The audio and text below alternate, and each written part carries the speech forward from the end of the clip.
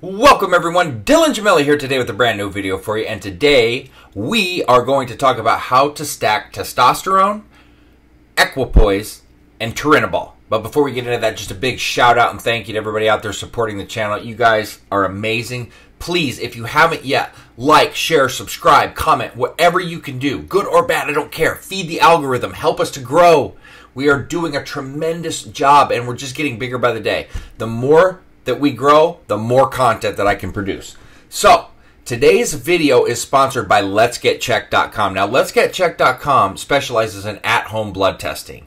You guys have heard me talk about them a lot. More and more of you are using them and seeing just great just feedback from everybody and the results and the happiness that people are getting. It makes my day. So utilize them. They do at-home blood testing. They do male and female types of tests. They've got full hormonals, general wellness. They do sexual health. They even do COVID testing. They do it all. And it's so easy. All you got to do is go to letsgetchecked.com, use the coupon code Gemelli30, and you get 30% off. So scour through the tests. Look around.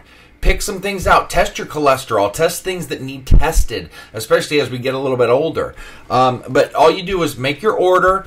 They're going to ship the test directly to you. You're going to take the test, register it online, fill it out, and then send it right back. It's a very smooth, easy process. Takes just a couple days back and forth. They've got doctors there 24/7. Nurses, they answer questions for you. You get the results. It's in great, intricate detail. You can't ask for more. Remember, coupon code Gemelli30 is going to save you 30% off. Now, let's talk about the topic today. How are we going to stack testosterone, Equipoise, and Turinabol? And why? Why the hell are we even going to want to stack this? Okay, so this is more of a stack that's going to be dedicated to recomposition. I always look at Equipoise and T-ball like kind of like oddballs. They kind of get overlooked because they don't fall into the bulking category, certainly, while you can still gain size on them. And they don't fall into like cutting because they're very dry, but you still gain more size on it than you do with like an Anavar or say, you know, a Winstrol, things like that, or a Primabolin. So they're just kind of there, but they do a lot of great little things. T-ball more so for me. I'm not the biggest Equipoise fan in the world. I feel like some of the things maybe get overhyped, like the increase in the endurance and things, because I'm such an endurance athlete and I know like how much better certain things like cardarine and stenobolic are for but you know, endurance purposes. And I think because Equipoise stands out much more than any other steroid, that's probably why. But you know, just from using it many times, I can tell you it does help.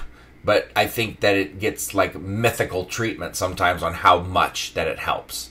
But regardless, the benefit's still there. But, you know, these two, you know, T-ball's always kind of looked at like D-ball's little brother. But to me, because I hate water retention, and you get very strong and you gain a nice amount of size on it, it's a great thing for somebody like me. But I can see if you're like going for huge bulk where you're going to be like, well, this is falling short of a D-ball, an Anadrol, you know, a Superdrol, things like that. So I get it. I totally get it. And hey, everybody's got their own wants, desires, needs, and expectations. And there's plenty of people that want just bulking. There's plenty of people that just want like recomp, where you're like this cycle, where you got the ability to gain more size but still keep your body fat the same, or even probably lower it, where you're not going to do that on a bulking cycle. You're definitely going to probably be aiming for that on a cutting cycle. But these two, they're just in the middle, and that's really great for some people, but they do get overlooked and don't get discussed as probably as much as some people want. And there's a lot of, you know, positives here. You can expect a lot from a cycle like this, depending on how you run it. I'm going to tell you how I would run it and as to why. But, you know, on this type of cycle, we're looking at a lot of strength, a lot of lean muscle. I could see you gaining 7, 8 pounds on a cycle like this, maybe even up to 10 if your diet's like that. You know, the more weight that you add, the harder it is to keep the body fat down or equal. But these compounds being the way that they are, that ability's there. I've seen it. I wouldn't say that it's something. I don't want to give an over expectation here like it's probable for every single person that's using it, because that's not the case. it's very tough to do any kind of recomposition because of the diet aspect especially, and then dialing in your doses, and then people just have different body responses. So for me to get up here and tell you that every single person is going to do this, that would just be a line of shit. Now, I will just tell you what the possibilities are, not the probabilities, because I nor anybody else can tell you that. And I think that a lot of us, and I've done this for many years, and I'm just now explaining it better now, I think we start to talk, and a lot of it is we've seen a lot, we've learned a lot, we've done a lot more than many others out there, but we kind of relate our own belief on it, or I've done this a million times, and I apologize. I am just telling you that just because it worked for me that way, or some people that I coached, or what it's supposed to do, it doesn't necessarily mean that for everybody. So for me to sit up in here and tell you and act like every single person's going to get this result, there's just so many subjective factors. And I'm sorry, I'm just being brutally honest instead of sitting up here and being something that I'm not, or that anybody else really can't be. So you're going to either fucking love me for that or fucking hate me for it. And either way, I'm sorry. I'm just keeping it as real as possible. And, you know, the older I get, the more I try to exude that and provide that, you know, because I see faults and things that I did wrong and shit that I'm kind of angry at, but whatever. We get older, it's fuck it. We improve and we continue on. Now, to the heart of the matter, how do we run this cycle and how do we run it effectively? For me, I want to give you the highest dose possible, but in the safest manner to get the most out of what you're doing in the safest, you know, way where you're having the ability and probability of keeping the most gains and having the easiest recovery. Most people will think my doses are conservative, and that's fine. You run it how you want. I feel that my way or method is the most effective way to do what I just told you. It might not give you the most amount of mass, but it's going to give you a ton. You know, just maybe not quite to the highest, but you got a better chance of keeping it and keeping the side effects lower. What would you rather have? For me, I don't care about you gaining 20 pounds in 3 weeks and 10 of it to 12 of it being water weight initially, it all coming off and you having a terrible recovery and likely losing everything.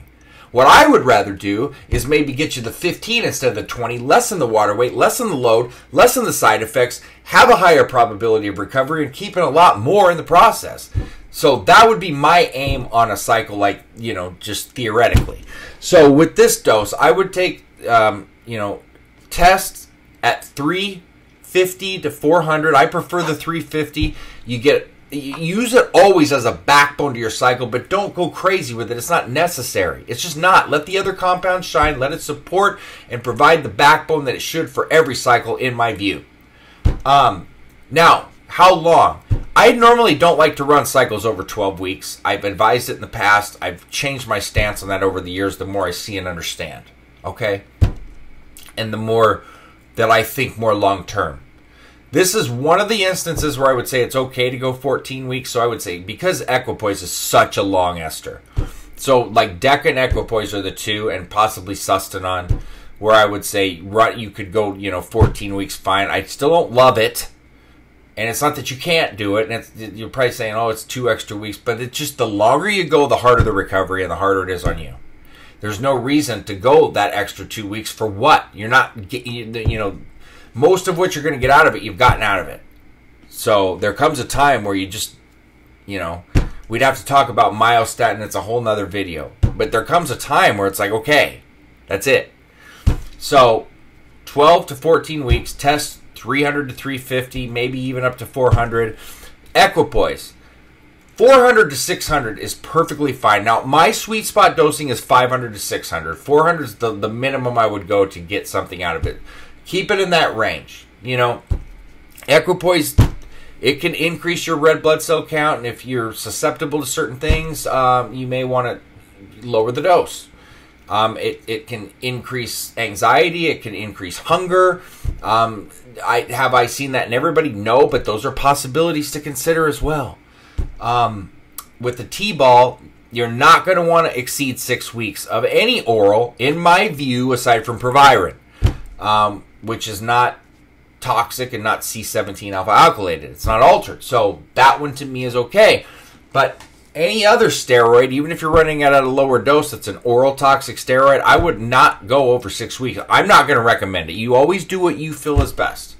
But with the T-ball dose, 40 to 50 milligrams is more than enough. 60 is the max that I would recommend with it, but 40 to 50 is going to be plenty. I don't see much more in the gains department, but I see a lot more in the side effects department with so many people when they bump it to 60. It's not necessary. You do whatever you want. In my layout, you've got your test. Really, 350 is what I like, but I'm saying 300 to 400. Equipoise 400 to 600, but I really like the 500 to 600, and T-ball 40 to 50 milligrams. T-ball only being 6 weeks. I would run this one on the front end as opposed to the back end of the cycle.